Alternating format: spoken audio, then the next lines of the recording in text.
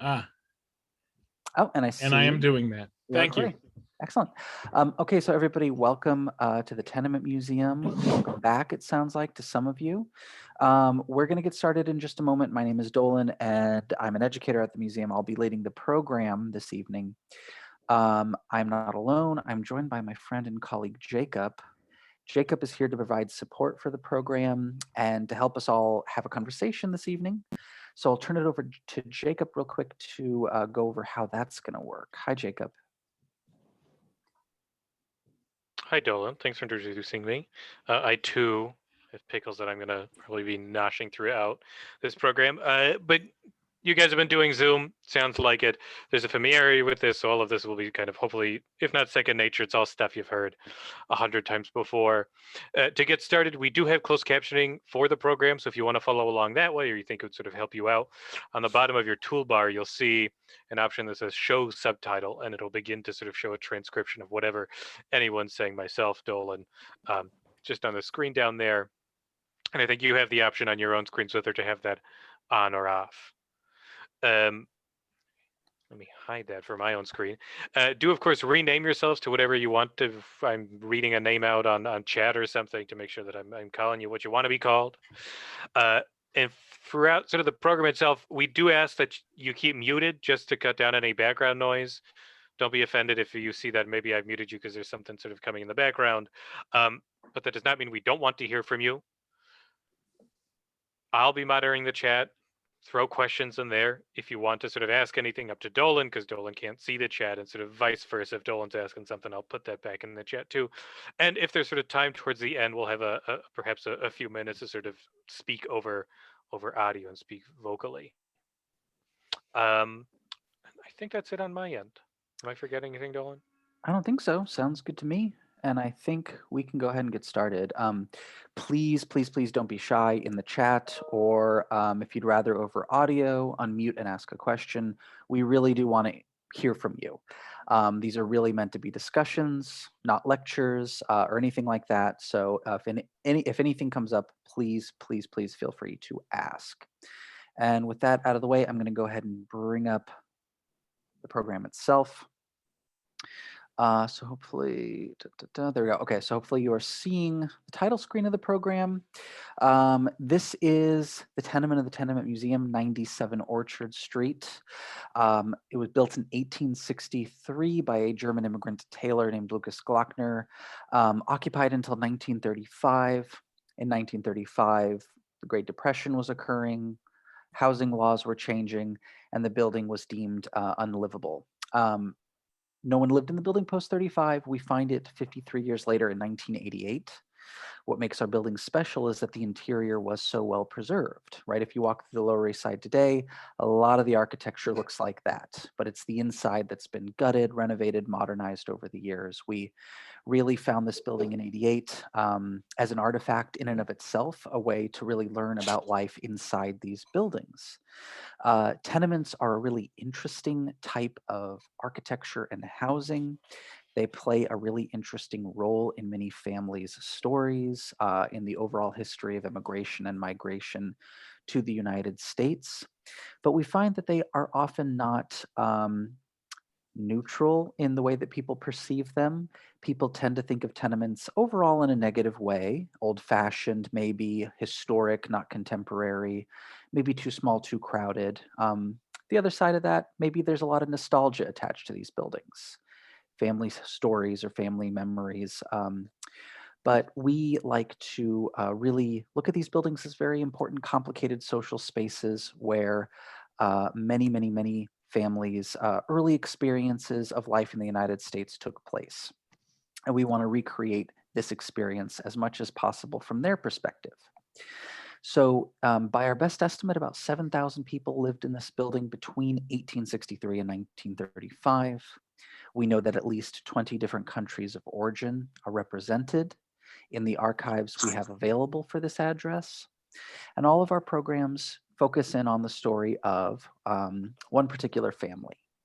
Now, in this tour, we are going to learn Dolan, Yes. Is there a definition for tenement? Sure is. Thank you for asking. Okay. Yeah, and it's something that we bring up quite often because it's not necessarily what people tend to think.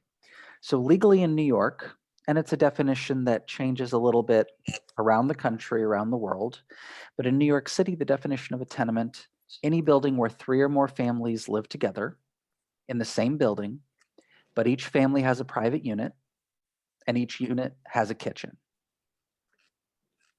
So let's think about what we call these buildings today.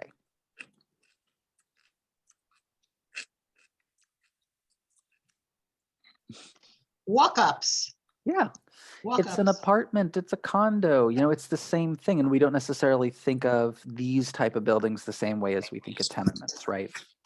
So right off the bat, just the actual legal definition versus the way they're sort of perceived, these buildings, it's very different. And I think it leads to sort of an idea of how complicated these buildings are. You know, the way that we look at them changes, the perspective, whether you call the neighborhood home or if you're living uptown, changes. And so we're really interested in seeing these buildings as they were seen by the people who lived here, like the Rogoshevskys, right? So here are Abraham and Fanny Rogoshevsky, the parents of the family. They will move to New York City in 1901 from modern day Lithuania. They will arrive with 4 children. They will have 2 more children in the Lower East Side before moving to 97 Orchard Street in about 1907. Contrary to a lot of family stories, this is not a family that lives in our tenement for a very brief amount of time. They will live here for over 20 years. So we'll get back to their story. But first things first, I want to bring you inside the tenement. And we're going to go into the front door that you see here. We're going to see 2 spaces on the interior of this building, one of which is basically untouched. It looks like it did in 1988. So you'll see the condition of the building after 50 years of, you know, not being occupied. And then we're going to go and visit a recreated apartment that looks as it did to the Rogoshevskys in 1910. Okay, so bringing us into the building, this is the hallway, right? So on most of our programs, this is the first space that you will see when we were able to bring people in to the building itself. You open the front door, you walk into a very narrow hallway. From the perspective of the photographer, we're standing in between 2 doors that are the 2 front apartments. Beyond the stair, there are 2 more doors, 2 more apartments, so 4 apartments per floor, 20 apartments total, right? 5 residential floors, so 20 families at any one time could live in the building. And I think we can just pause here, and I'd love to know, you can either add this in the chat or unmute. What are some things that you notice here? Is there anything that surprises you about what you're seeing? I noticed the little tiles. Yeah, we have these, and it's kind of a classic New York Yes. City apartment look, right? Yes. These hexagonal mosaic tiles here. Yeah. Mm-hmm. Which have come back, actually. They have. Yeah, they're very much in style again. Is that a metal ceiling? Metal? Yeah, really good observation. So let's zoom in just a little bit. Now, a lot of people will walk into the building and they'll say, tin. And then we always have to say, I'm so sorry, it's not tin. It's pressed sheet metal.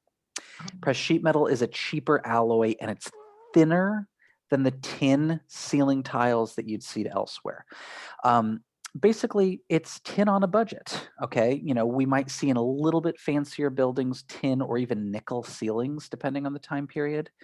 Our building is a home for working class families. It's going to have decoration, which isn't always what people expect to see. You know, they might expect of a tenement bare bones, nothing fancy, but there's some fancy things here. It's still decor on a budget, so sheet metal instead of tin. And I love this feature here. Notice how there is a patch.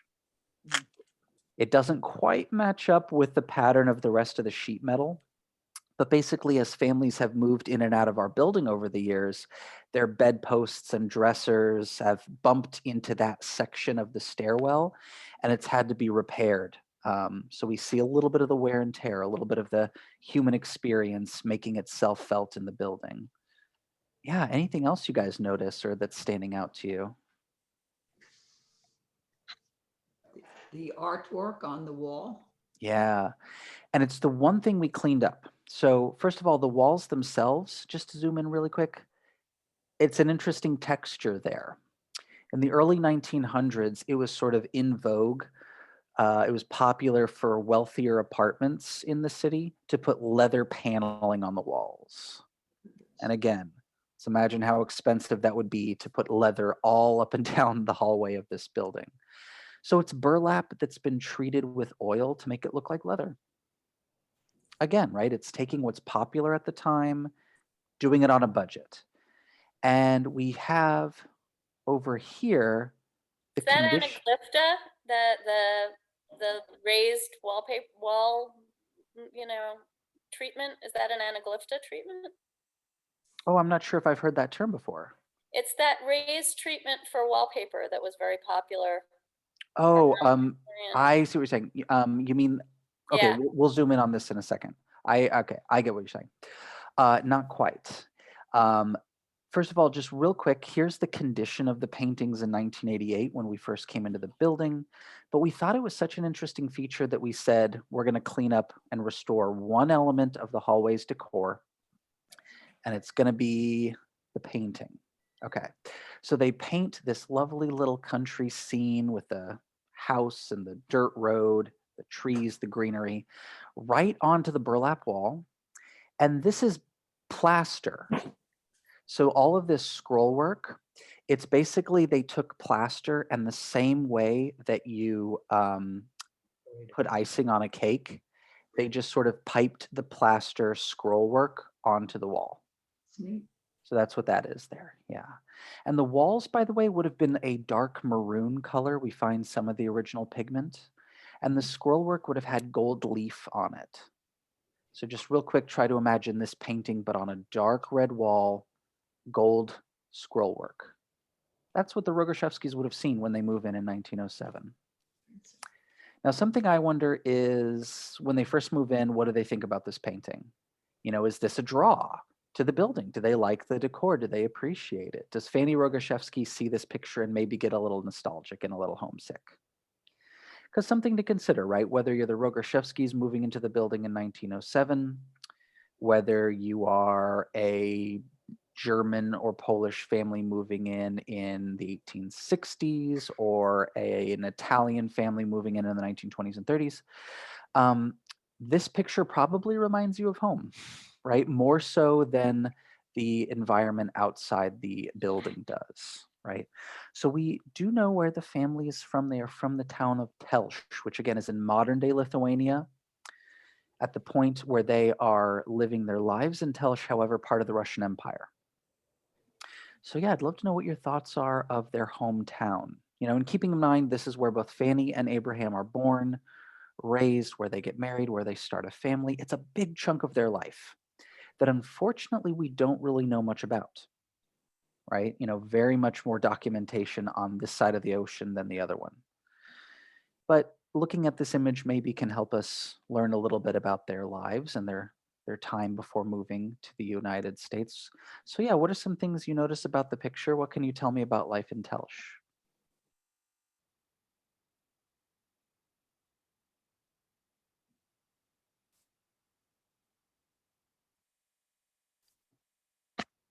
I've also just popped. There's the image of Tails, but I think from the other side of the street, too, that people can look at it. Oh, thank you. Yeah, lots of interesting pictures of the town from around the time they would have been just about to leave. Think like the 1890s. I'll drop this question. I know that this will be an unrelated one, but there was a question in the chat, perhaps maybe when we were sort of in the apartment, was about sort of paint. How many layers of it? What is it made out of?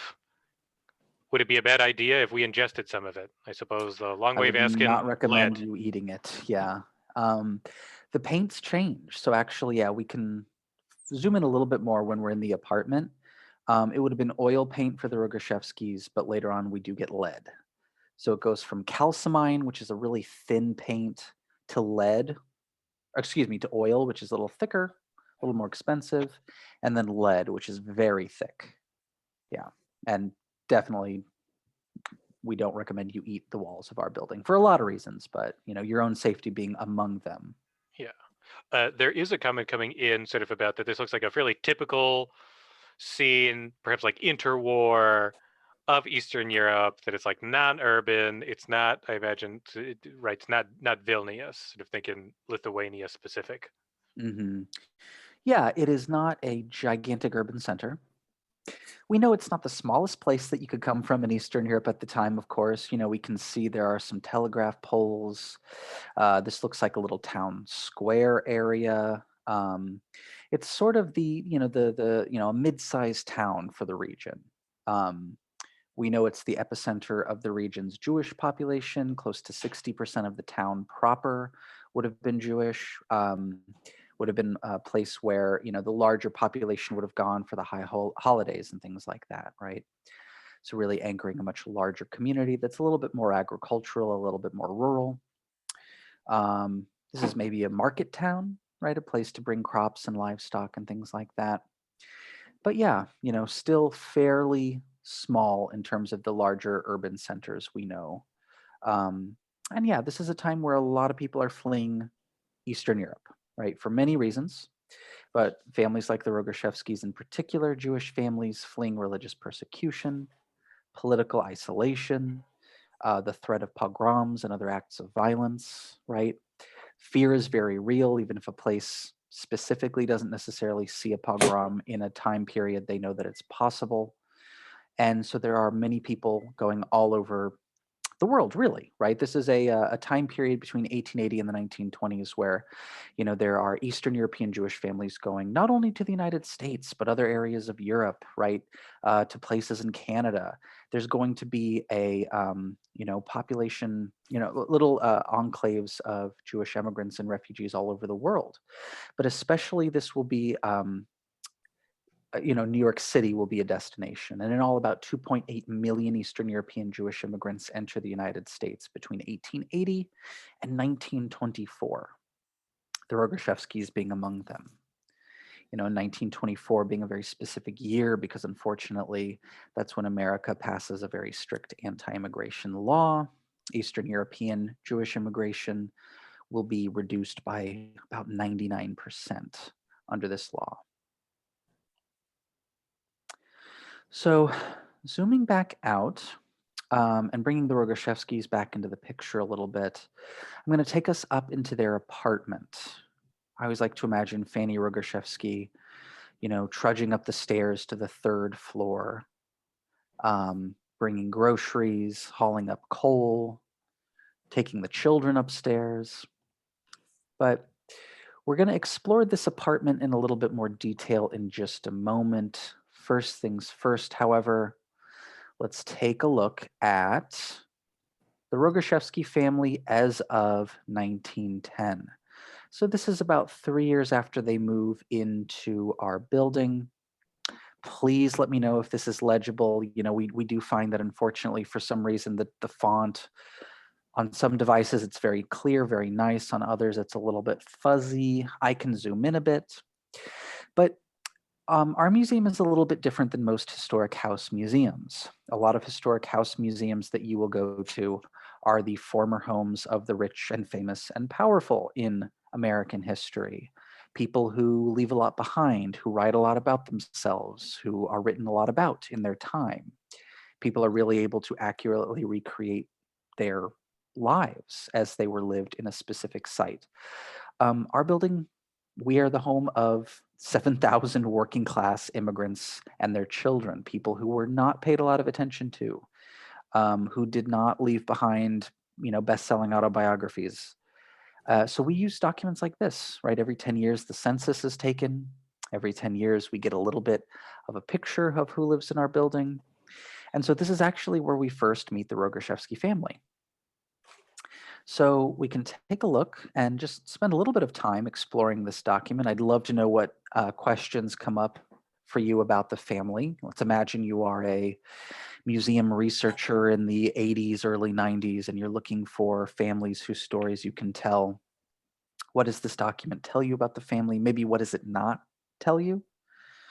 These records, unfortunately, are a little bit flat, a little bit incomplete. maybe whose experience is represented more than others on this document, right? But of course, we see the parents, Abraham and Fanny, once again, 39 and 37 in 1910.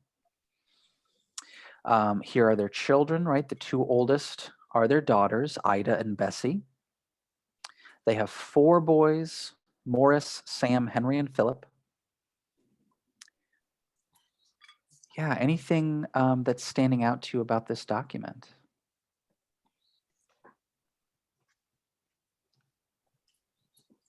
The mother does not speak English. Mother does not speak English. And it's a pattern that we see pretty often. And I always think this is interesting, right? Next to her job, it's blank, blank, blank, right? If you're in the home, if you're a housewife, the census doesn't really care about your experience. It's going to leave most of your record blank. Why is it that she doesn't speak English when the rest of the family does? She doesn't have an opportunity for education.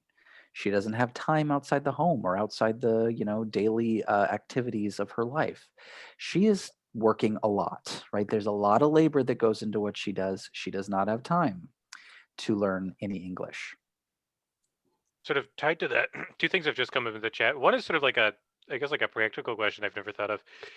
Is like, how does the census taker even know that they're speaking Yiddish? Is he just making an assumption on the part? Is someone like telling them that we speak Yiddish? But if they don't speak English, how can they tell the guy at the census door from the census that they do speak Yiddish? And then a comment noting that it's sort of interesting that what is it, under their place of birth of this person, it says like that they're Russian Yiddish. These are both interesting questions. Now, there's some possibilities, right? Census taker knocks on the door. Fanny answers. He tries to ask her questions. She brings one of her children, right? One of her children who've gone to school. And he says, okay, I'll translate. My parents, they speak Yiddish, right? Yeah, we go to school, This is what my sisters work, something like that, right? That really could have happened. In fact, that's more likely than not to have happened. He could have been making it up, though, right? He could have been talking to Fanny, who doesn't speak much English, Abraham, who probably speaks, just a little bit more than she does, honestly, right? Just enough to kind of get by outside the home.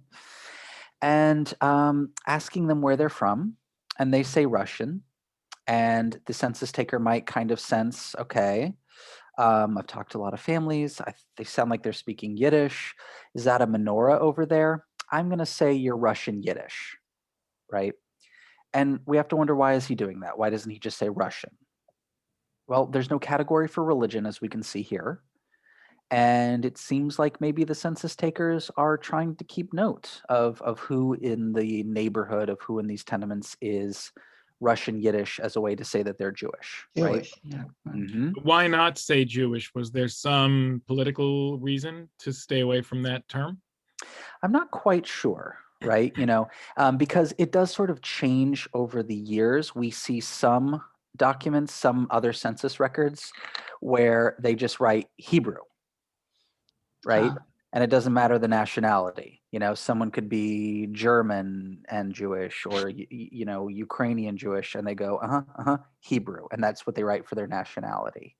It seems, I think, not necessarily that they're concerned about any kind of political correctness, but that they don't necessarily understand this identity, but they are interested in it, it seems to me, right? That maybe this represents the Americans kind of at the time, saying, okay, well, we need to keep track of how many Jewish immigrants are coming to our country, because it seems like there's a lot. Do the kids know how many there were between 1880 and 1920? Any of the kids want to just put into the chat? Do you want to guess how many million? It's less than 3, and it's more than 1. Yeah, thank you, Owen. 2. Hey, Dolan, I'm sorry, I don't mean to interrupt. I'm Lisa and I'm the education director. I'm just keeping an eye on the clock, knowing that we have about a half an hour left. And I think our students were really excited about the idea of being able to view the apartment and life in the apartment. And if so, if there's any way we could move to that soon, I think that would course. be really great. I think that that would be really interesting for them because remember a lot of the kids are in 7th and 8th grade. So I just wanted to see if we could possibly, I just don't want them to miss out on like the apartment stuff is, I think, the really exciting pieces for them. You got it. Okay, I always like to look at this because I think that the apartment shows us so much more about the family than these documents do. So forgive me for indulging in this bit of information, but I always like to say so much of what we know about our family history might be located in these documents. And the recreated apartment, I think, opens up their experience a lot more. yeah, So I always like to appreciate spend it. time No, I looking think at it's this worth first. looking at this. I'm just looking at the clock and I want to make sure we don't miss, the time that we really could spend there. So I appreciate You got it. So we can move along. The things that I will just point out, however, most of the family here that do have jobs working in the garment industry. Just hanging This up will on be the a Zoom. factor that we will discuss. Pretty important. All right. It's the Tenement Museum in the Jewish Quarter. Mm-hmm. Yes. And real quick, a picture of the family taken outside of our building. There's the stoop there, Fanny in the middle with her daughter, a couple of her sons, and some random people. We don't know who they are. But this is important because it was given to us by Henry Rogoszewski. Henry was 7 years old when that picture was taken, or when that census was taken. And we get to interview him, and he tells us what his life was like. So because we got to talk to him, we have this really wonderful opportunity to recreate their home here. So there's a couple things that I'm going to do. First of all, I want to take you room to room. Then I'm going to play very quickly a 3D video where we can sort of turn and look at the apartment. If you have a cell phone with you, you're going to be able to scan a QR code and explore the apartment as well. But first things first, just to kind of show you the 3 rooms that are in the apartment. There's the kitchen when you first walk in. So that's what we're seeing here. We have a bedroom. That's the smallest room. It's located right next to the kitchen to the left. And then there's the parlor. It's a little bit bigger than the kitchen. Oh, that's nice. It's nice, right? And again, all of this comes from Henry Rogoszewski's memories, but also the memories of Fanny's grandchildren who visited the apartment when they were young.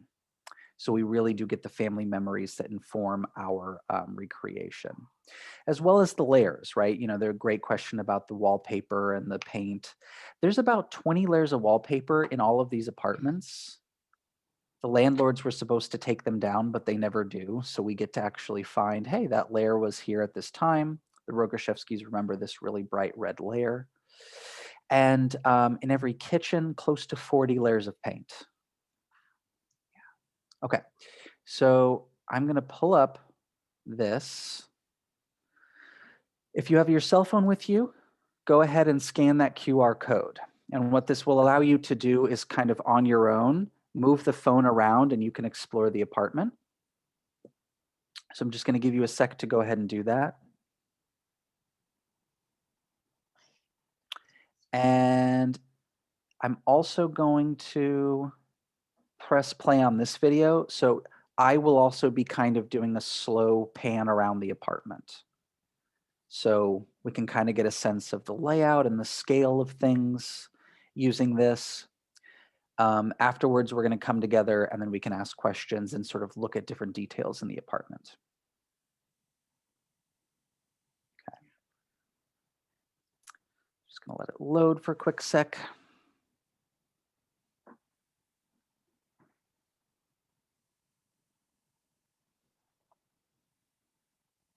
Okay.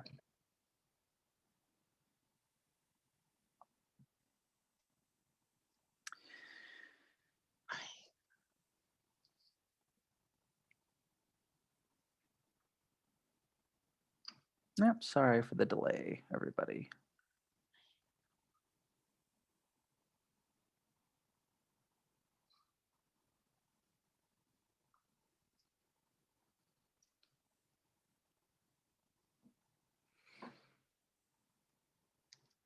I'm just going to give it a couple more seconds and then maybe refresh it. Sorry about that.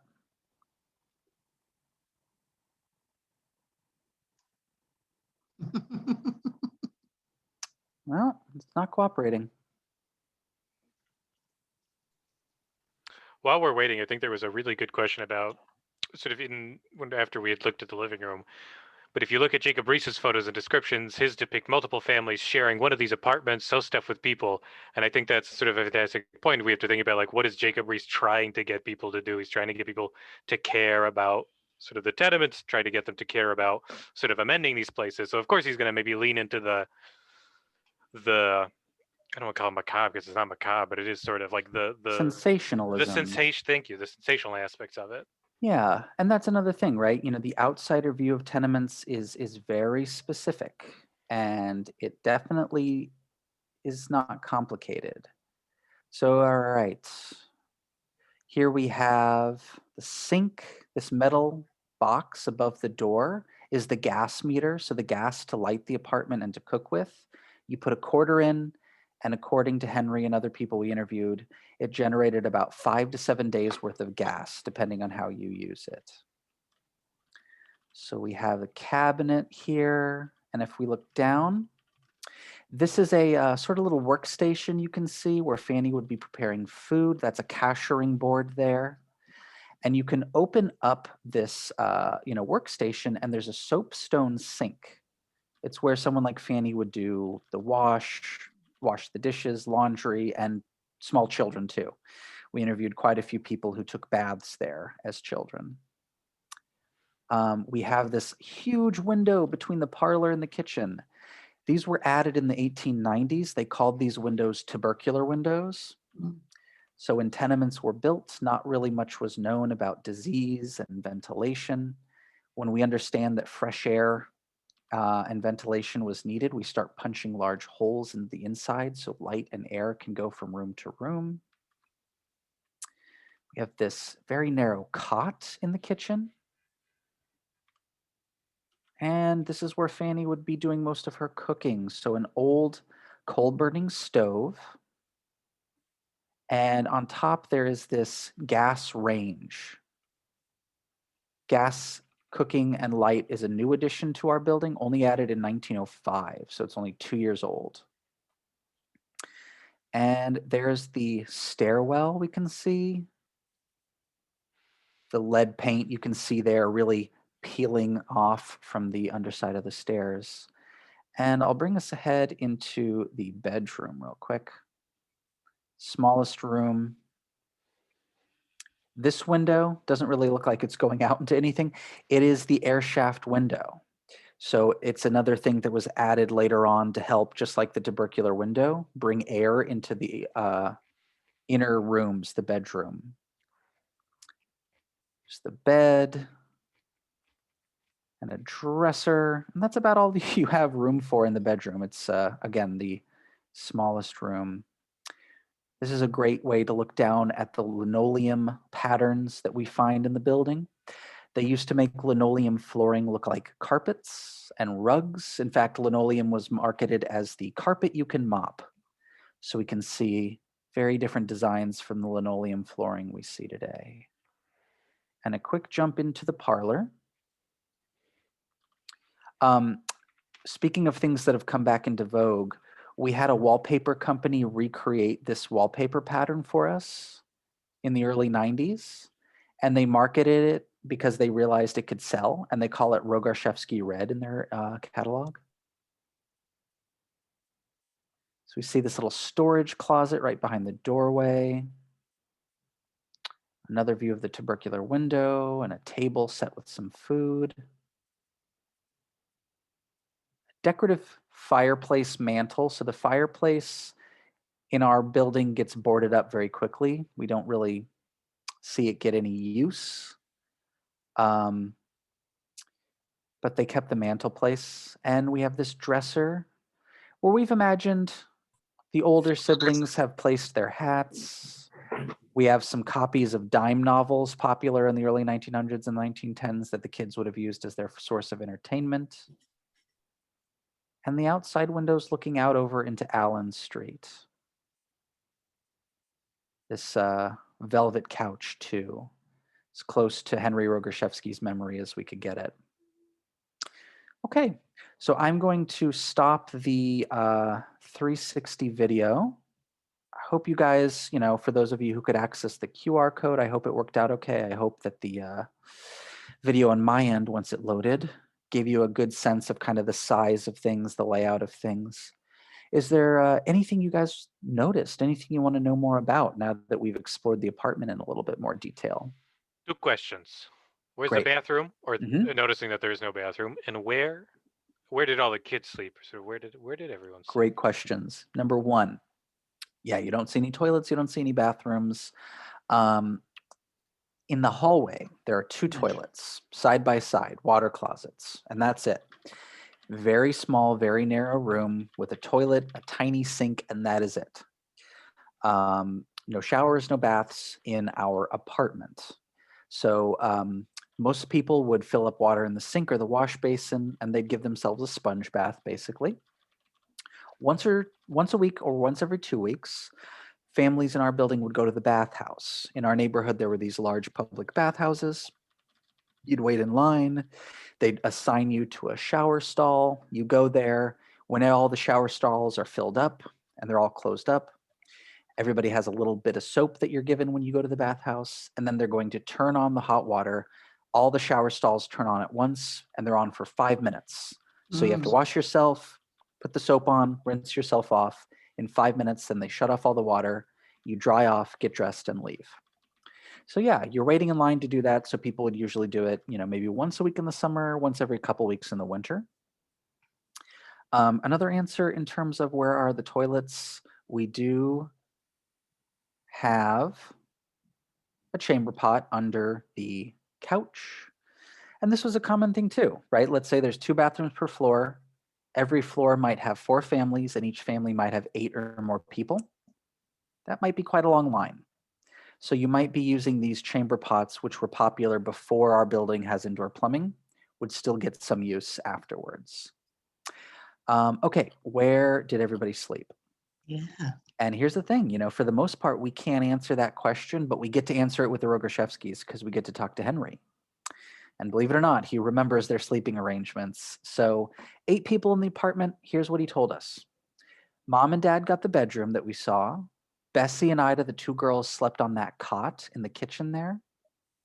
And all 4 boys, going back to the couch, all 4 boys slept on this couch. So here's what they would do. You see how there's a pile of boxes and stools over here? When it was time for bed, they would take that off from the wall and they'd start setting it down in rows by the couch.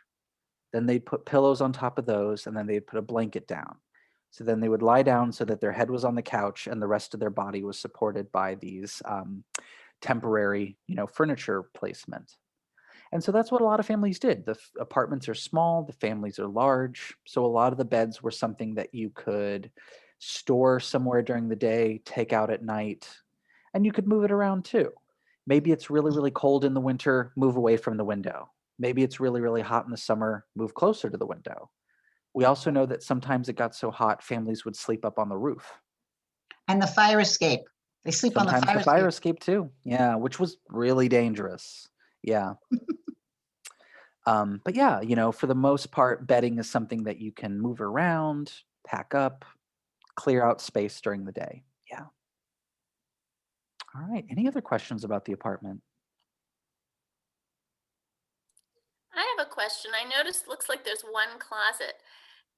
Thinking about the amount of clothing I own, Mhm. how many, like on average, how many outfits? And I see there's a dresser in the living room, and I noticed there's a dresser in the bedroom, but there's 8 people living there. Where did they keep everything? And how many outfits did the average person own at this time, or this time of the, For the most part, a family like the Rogoshevskys, someone is expected to have 2 changes of clothes. However, that's going to kind of change in the 1910s. That's going to kind of change in this, while this family is living in our building. Something that we can kind of consider, all right, we saw that the older daughters were working, that most of the family is employed in the garment industry. So basically, in New York City at the time, up until the age of 14, you had to be in school, right? So that's why we see the older children, Morris, Ida, and Bessie, 15, 16, and 17, they're at work. And this was pretty common, right? Usually the father would not be making enough money to support a family, to be able to pay rent. And so the kids go to work. And so Bessie and Ida, like a lot of women their age, are here. They're in the garment factories. And so we have, this typical shop floor, very large, very crowded. And this is a time period where, a lot of people are settling in New York. We have to remember, not just because it's convenient, I mean, there's a lot of affordable apartments, of course, but you need work. And a lot of people are moving to New York City specifically because of the availability of jobs, and especially in the garment industry. So at this time, the fashion industry is changing. Ready-made clothes, like the kind we have today, are becoming more and more acceptable, more and more fashionable. And so the New York garment industry ends up producing, by about this time, about 40% of men's clothing and 70% of women's clothing for the entire country. So we are America's fashion capital. And as a result, there are hundreds of factory floors like this, employing women like Bessie and Ida. Yeah, I'd love to get your sense. We looked at the apartment a little bit. Imagine what work is like here. 10 hours a day, 6 days a week. What are some challenges that people like Bessie and Ida are facing in this environment?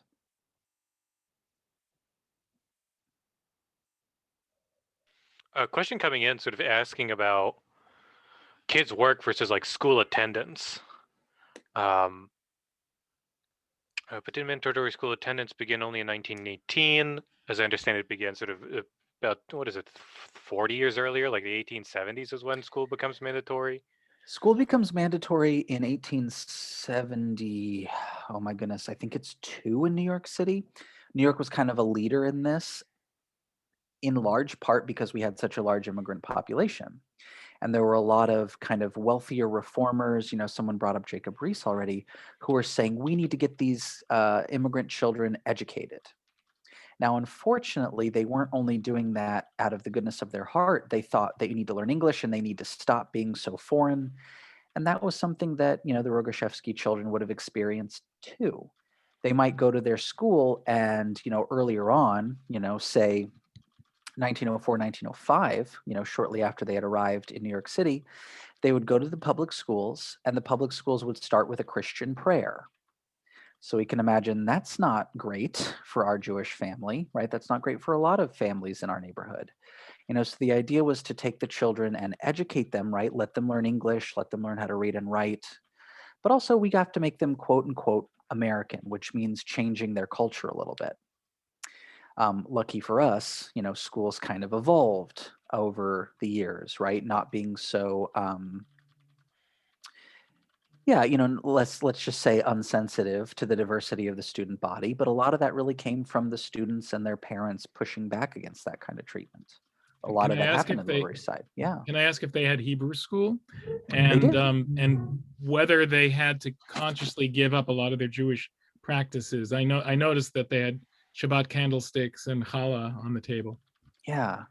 So it's interesting, right? And a lot of people are going to say that they went to the United States for religious freedom, right? That is how the United States advertised itself all around the world. And if you're in Russia and your religion is being oppressed, that sounds very good. Now, in our neighborhood, yes, there were Hebrew schools, there were religious schools, there were all kinds of ways to keep in touch with your parents' and grandparents' language and religion and all these things. But there was a lot of unofficial pressures too, right? And we'll talk a little bit more about that in a second. So even when, eventually parents like Fanny and Abraham are saying, you need to stop treating our kids this way or we're going to not send them to public schools, and the New York public schools change, there's still some things that are preventing Fanny and Abraham from practicing their religion the way that maybe they were raised. And part of it is these, financial concerns, right? Thinking about Bessie and Ida, they're going to work, they're working long hours, They're in factories that are loud, that are crowded, that are, don't give a lot of breaks, that don't pay very well.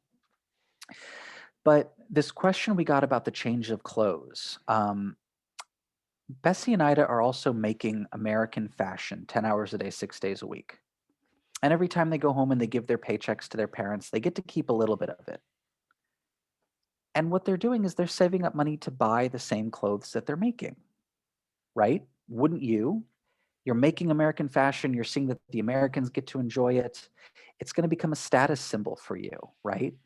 I can dress like the Americans in the magazines and in these storybooks that I'm reading. I can wear this fashionable hat. It's going to be one of the demands of the unions at the time period. Better wages, better conditions, but also changing rooms so that they can wear the American fashion in the street, go to work, change into their work clothes, and then dress back so that when they're walking in the street, they can feel just like everyone else in the city can, right? Look like them, dress like them. And again, if you're making that fashion, I think you're going to want to own a piece of it, right? So again, this idea, maybe Fanny is saying, why are you spending your money on this? You don't need another set of clothes. You don't need a fancy hat, but it's going to be very important. I'll just show, here's a couple of the women on strike in 1910. There was a major strike where 20,000 women, mostly young Eastern European Jewish women, are on strike, and they really changed the garment industry. And look at how they choose to dress, right? Now, sorry, going back into I'm going to make the point that the way they're dressed is very American fashionable. It's not traditional Jewish. Our kids might not know that. Yes, it's So true. They were dressed in what was the height of fashion for those picketers. They weren't dressed like traditional Jews at all. I'm just going to bring up this picture really quick to underscore your point here. This is a picture of Orchard Street, right? So right outside our building in the 1890s. This is what it will look like to Fanny when she goes shopping every day. And so we can compare the fashions, right? We can see women wearing shirt waists and straw hats right next to women wearing head covers and shawls. Lots of different fashion just in this little picture, or this little part of the picture. Differences in men's fashion as well. And I wish I could see the colors in this photograph because they would be quite strikingly different as well. Yeah.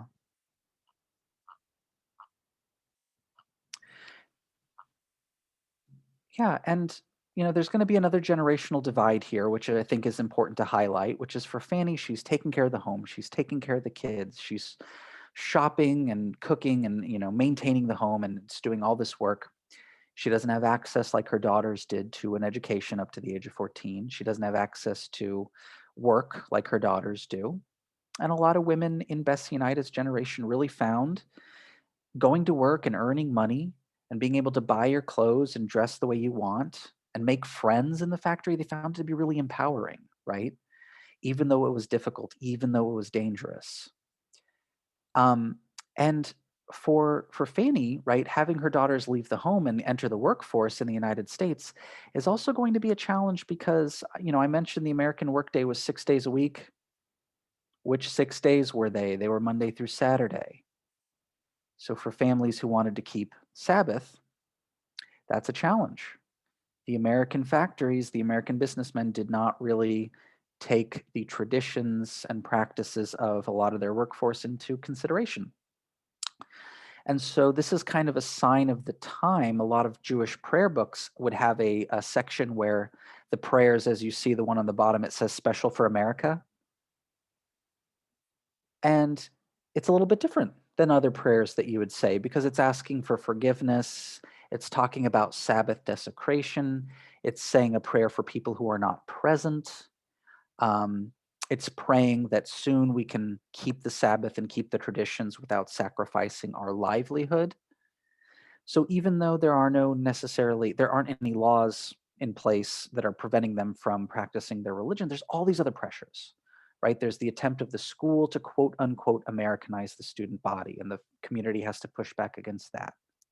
If you have to send your kids to work outside the neighborhood to make money, there's this new schedule that they have to be on. And We do know from interviewing the family that Fanny insisted on doing what a lot of mothers did, which was, I have to send my daughters to work on Saturday. I don't have a choice, but they're going to be home at the start of Sabbath, right? Sabbath dinner, that's my line in the sand. My children will be home for it. I will make food that my mother taught me to make. I will teach them how to make it. Everyone's going to be here.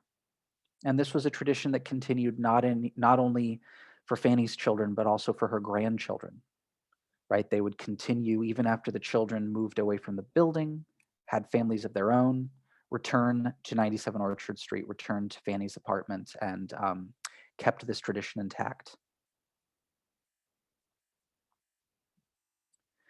So I know that we have just maybe 3 more minutes.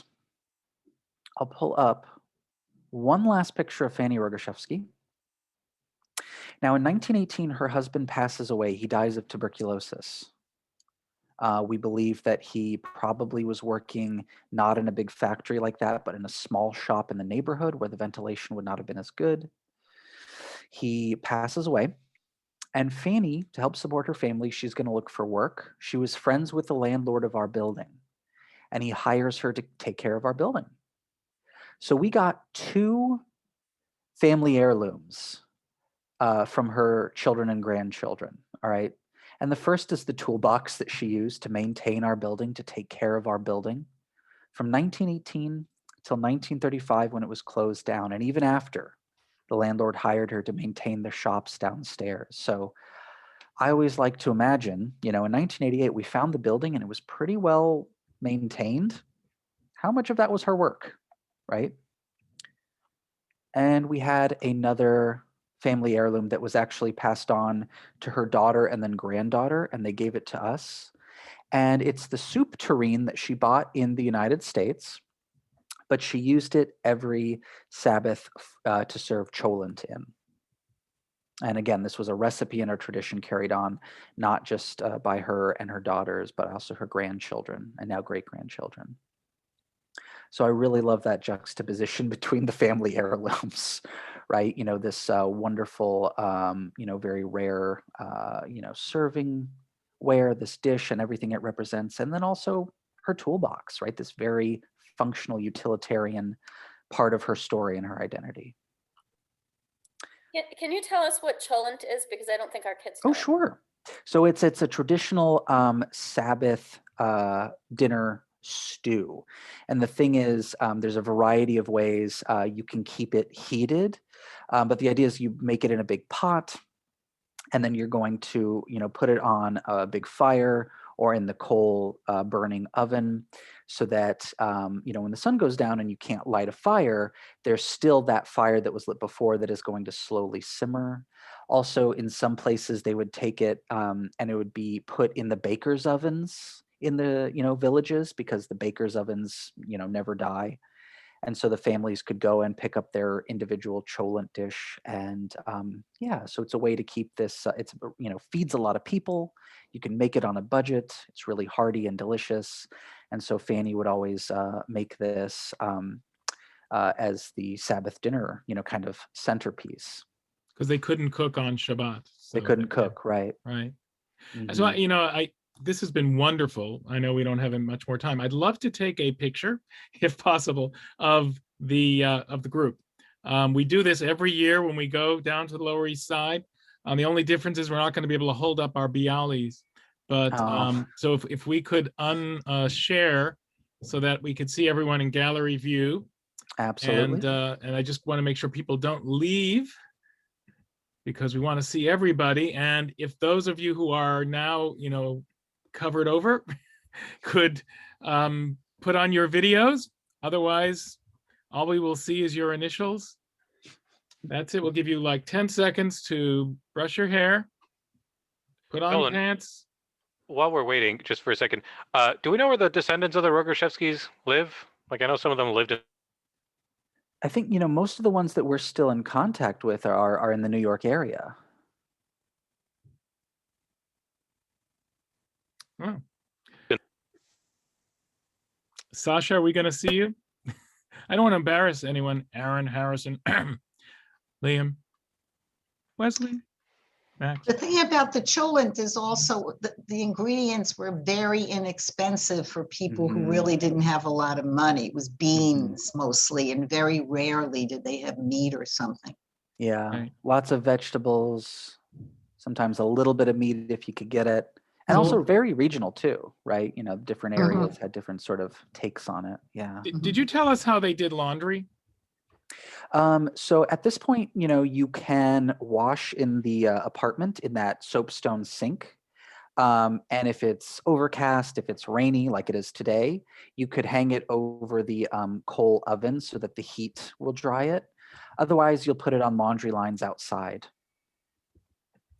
I did see in another apartment there once, people had those big tin tubs that they would heat water on the stove and put the big tin tub to either Mhm. use to take a bath or to do their laundry. And then Mhm. there were these special machines that you would wring it out to dry, like rolling it over, sort of twist it to wring it to dry. So they had some special equipment that they might have in their house. And they would use those same tubs for bathing themselves and bathing and doing their laundry. That I have seen that in the building. And- Yeah, and the technology changes a little bit over the years, certainly. Yeah. And it really sort of hit home this year because of COVID that you talked a lot about ventilation, tuberculosis opening windows, Mhm. and they dealt with that in 1918 too. You know, Absolutely. they had the same, Yeah. they had lots of illness that they had to deal with. Yeah. So everybody, get in front of your cameras. Look into your cameras. Hold up your pickles if you still have them. If not, don't. Everyone smile. One. I can't say two while I'm smiling. 2, 3. Okay, one more. Hey, why not? We do this next time. We're going to do it actually at a place. 1, 2, 3. Great. So, any last questions? One the kids? final indulgence, Dolan. Mhm. I think it was a question in the chat. Was there a point in which there were more Sephardic Jewish immigrants living in the building than there were Ashkenazi? Was Yep. it like 1910 or 1920? Yeah, we actually yeah, in the 1920 census, it looks like the majority is Sephardic. So really between 1910 and about 1920, there is that slight shift. Mhm. But were a broad minority within sort of like the Jewish population within the Lower East Side. Oh, yeah. I don't think that they were ever a majority. They were definitely a minority, and definitely their numbers kind of increase. Mhm. And then largely they relocate. You know, Harlem was sort of a Sephardic Jewish community. Parts of Harlem were by the 1920s, late 1920s. Yeah. So this was terrific. Lisa, do you have any final thing you want to say? I just want to thank everybody for coming and thank all the students who signed up to come. I know this wasn't the actual trip to New York City, and we're hoping that maybe next year we'll be able to do a real, actual physical trip to New York City. But we were hoping to give you a little taste of what you might have had, what you might have. We hope you enjoyed your deli sandwiches. I know most of you ordered them. Hope you picked them up and ate them. We hope you get this is a little sense of how many of our families started out in America. Not all of us came to New York and lived in tenements, but a lot of our grandparents. I know my family actually came mostly to Philadelphia, but lived in similar circumstances in small apartment buildings like this one. And that it just blows my mind. One bedroom, that tiny little living room, shared bath on the hall with 4 families, that people would live. This was their daily life, and this was not considered poverty. You know, they were considered upwardly mobile, you know, but not, this was a pretty decent life for them that was better than what they got when they had in Europe. And so it's just amazing to think about that in comparison to the way we live today. So I hope you guys saw a little taste of that and were able to appreciate it a little bit and see it. Ask your parents and your grandparents about how your family came to America and what their early life was like here. See if any of it was similar. So I want to thank Dolan and all the Tenement Museum people for making this possible for us. I think it was a really wonderful experience. And I want to thank all of you for participating. Yeah, Yes, thank you thank all you so all. much. Thank you. Yeah, Dolan, I wanted to thank you too. My father was born in 1912 and he was born in America, but 3 of his siblings were born in Russia.